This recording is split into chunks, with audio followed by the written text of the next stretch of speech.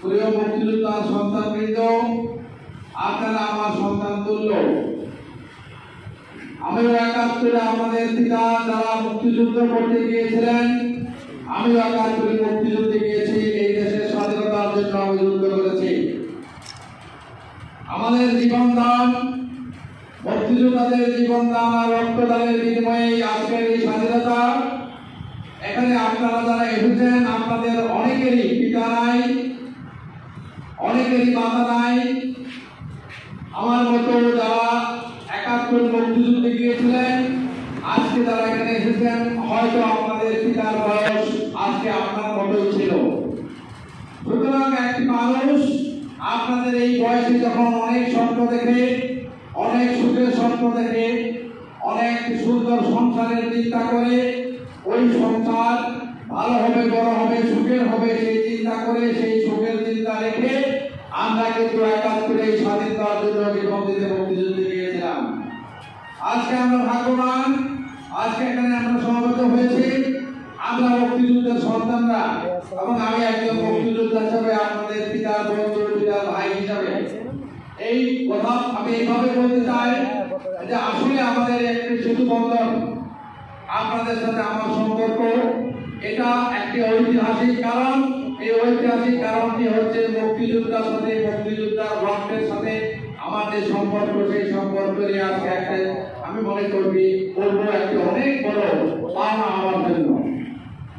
আমি আজকে আমার একটি দিন পাবো, অনেকগুলি মুক্তিযোদ্ধার সন্তানকে আমি একসাথে পাবো, যারা যারা আমার কাছে অনেক অহংকারের, অনেক গর্বের, তাদেরকে নিয়ে আমি অহংকার করতে পারি, তারাই আমার সামনে আজকে উপস্থিত আছে।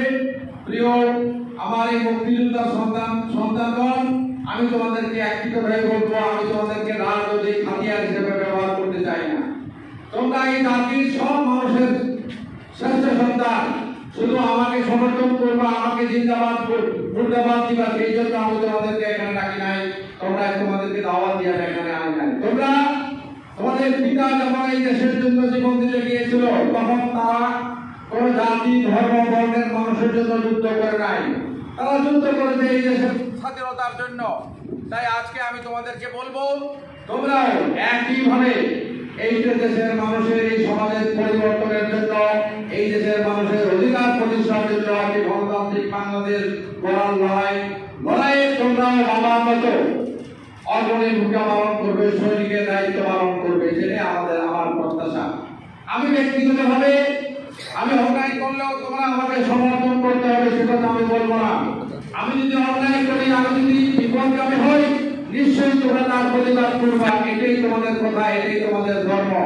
তোমাদের ৭১ সালের তোমাদের পিতা সেই পাকিস্তানের দুঃশাসনের বিরুদ্ধে কিন্তু লড়াই করার জন্য এই মুক্তিযুদ্ধ গিয়েছিল। কিন্তু স্বাধীনতার পর এই বাংলাদেশে যখন গণতন্ত্র ছিল না, মানুষের কথা বলার অধিকার ছিল না, তখন আমরা মুক্তিযোদ্ধারা অনেকেই সাহস করে তার প্রতিবাদ করতে পারি নাই। আজকে আমি এই কথাটি নির্ভয়ে নির্দ্বিধায় বলতে চাই, আমাদের ৭১ যেমন আমাদের স্বাধীনতার জন্য কথা বলার কথা ছিল, কথা বলেছি, লড়াই করেছি, প্রতিবাদ করেছি। আজকেও আমি বলবো, আমি ৭১ পরে কিন্তু কোনো স্বৈরাচারের কাছে মাথা নত করি না। আমার নামে মামলা হয়েছে, আমার নামে অনেক অসুবিধা হয়েছে, আমি আমার ব্যবসা প্রতিষ্ঠানে আসতে পারি নাই, আমি আমার পরিবারের সাথে থাকতে পারি নাই, কিন্তু শত কষ্টে অত্যাচারের পরেও আমি কিন্তু কোনো স্বৈরাচারের কাছে আমার মাথা অবনত করি নাই, আমি কোনো রকমের আপোষ করি নাই। তাই আজকে আমি তোমাদেরকে বলবো, তোমরা আমার কাছে এসেছো, আমার অহংকারের জায়গা এটাই, তোমরা আমার সূর্য সন্তান, আমার সন্তানের মতো তোমরাও। আমার একটি ছেলে আছে যে আমাকে নিয়ে গর্ব করতে পারে, আমি তার বাবা, আমি একজন মুক্তিযোদ্ধা। একইভাবে তোমাদের পিতাগণ, তাদের সাথে আমার অনেকেরই ভালো সম্পর্ক ছিল, বন্ধুত্ব ছিল, যারা আজকে দুনিয়ায় নাই, আর তারা আছে রূপগঞ্জের মুক্তিযোদ্ধারা, তাদের সাথে আমার সম্পর্ক আছে, তারা কমান্ড কাউন্সিলের সাথে আমার সম্পর্ক আছে। আমি তোমাদেরকে এই ব্যাপারে আশ্বস্ত করতে চাই, তোমাদের ব্যক্তিগত প্রয়োজনে, পারিবারিক প্রয়োজনে, সামাজিক প্রয়োজনে, রাজনৈতিক পদদর্শের ঊর্ধ্বে গিয়েও আমার যদি তোমাদের জন্য কিছু করার থাকে, সেটা আমি নিশ্চয়ই করবো। এই ব্যাপারে আমি তোমাদেরকে আশ্বস্ত করতে চাই। মুক্তিযুদ্ধের সময় যখন রাজনৈতিক পরিচয় ছিল না আমার কাছে, আজকেও সেই রাজনৈতিক পরিচয়টাকে আমি এক পাশে রেখে আমি তোমাদের ব্যক্তিগত প্রয়োজনে আমি তোমাদের পাশে থাকবো। যারা এই মুক্তিযুদ্ধের সন্তানদের প্রজন্মের নেতৃত্ব দিচ্ছ, তোমাদেরকে আমি বলবো তোমরা তোমাদের মধ্যে একটা কমিটি করে নাও।